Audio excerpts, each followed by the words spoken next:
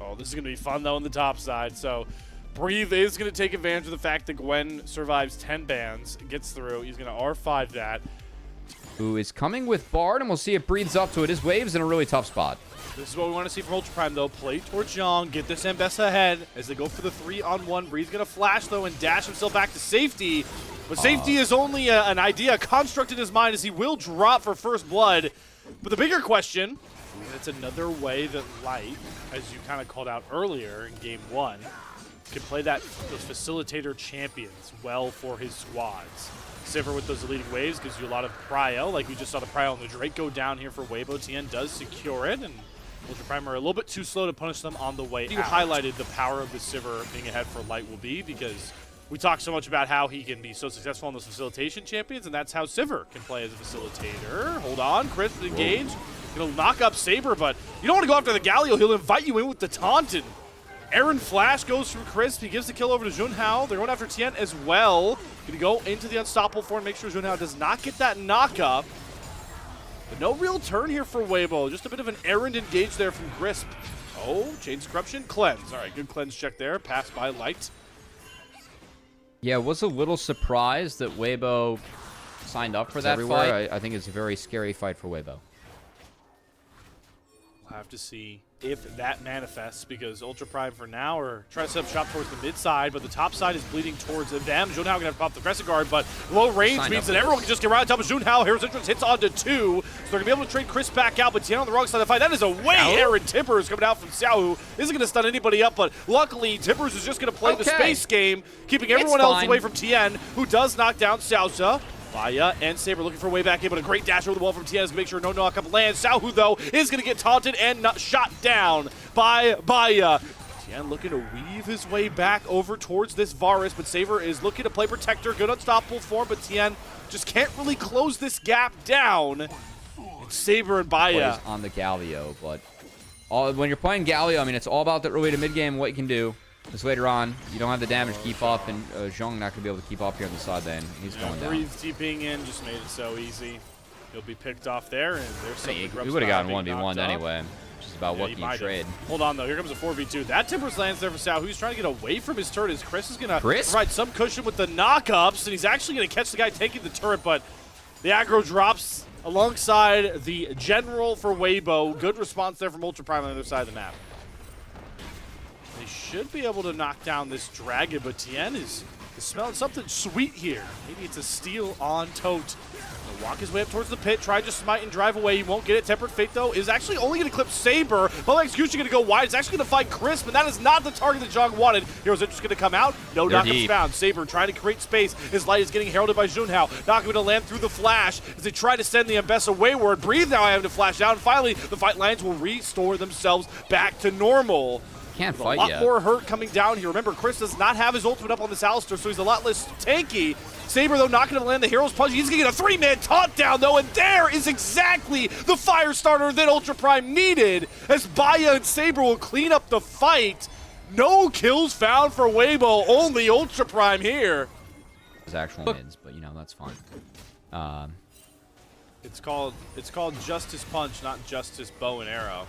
True. Right. He's punching his way to 4-0-2. We'll see if he can keep it up. He's surviving this dive pretty well. He's buying a lot of time. Oh, the double stun from Salsa. Chris finally has ultimate unlocked and immediately going to use it. He's going to actually cleanse and change corruption and turn it on its head. Baya that's a one-way going to get stunned up, but look at the tempered fate on the backside. Salsa makes sure nobody else can come through this passageway. And Chris will pay for the sins of his team's really intriguing dive. I mean, they just waited for the Unbreakable Will to phase out, and then they put the cow out to pasture, man. That was the utility they have. Everything else is damage. That damage is not online yet. Weibo's looking for the fights in these windows where they don't have the damage.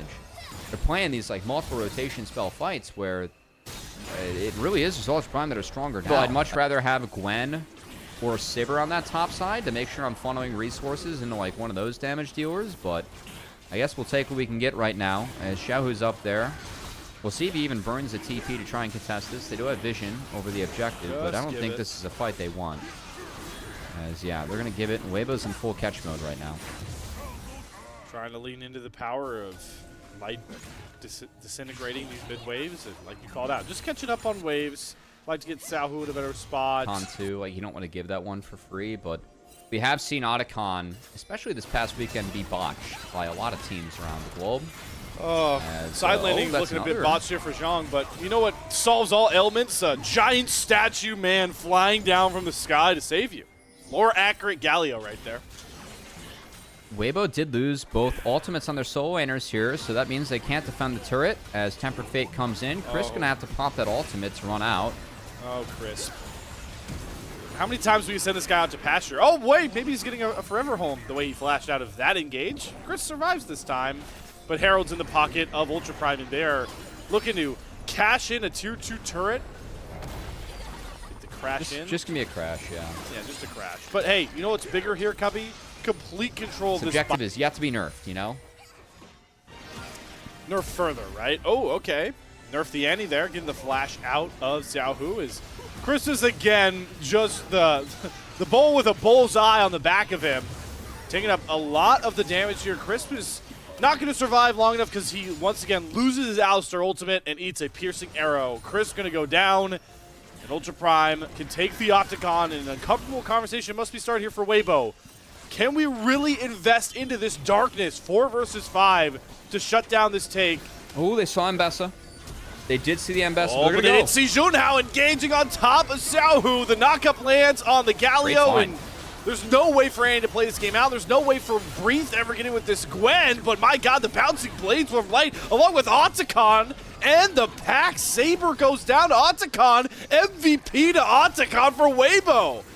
All right, well, Ultra Prime, I mean, they have good damage with the poke of their... have the XP advantage across the board, given the Otacon secure. They took this dragon, which means they've evened up the Drake score. They're only in progress, baby. He did it all. There's nothing down here, too, for Ultra Prime to really be defending, but Dan needs to be careful where he's recalling. Good thing he used the Unstoppable to get some space. Ooh, that was a good play, actually, by Junhao. They got Unbreakable Will, Saber's ult as well. Tian's been on point with channeling that. Okay. Oh, that's Light. big, though. There we go. Xiao's getting funky. He bringing Duff Funk with those ultimates like Daft Punk now, and yep, Weibo going to take the much more patient approach. They're going to give Hextech Soul Point over to their counterparts. I think this is the right call. I just don't see a way that you find like a losing scenario. You could even see, I mean, just this poke from Tien now. He's able to kind of fish around with the Fury at 3 items. Has a lot of ability haze to keep on fishing. That's a nice. Oh wait, Chris. Okay. All right, that's Alistar ult out. Still, I mean, Tien like is pretty much solo on the front line now, finding poke though. And between being able to go invulnerable and then do these his inventory before the 30-minute mark, Slayer. So he's feeling good. We'll see if Breathe can feel good now. He's got no turrets. No more Chris conversations because Breathe is being suffocated right now.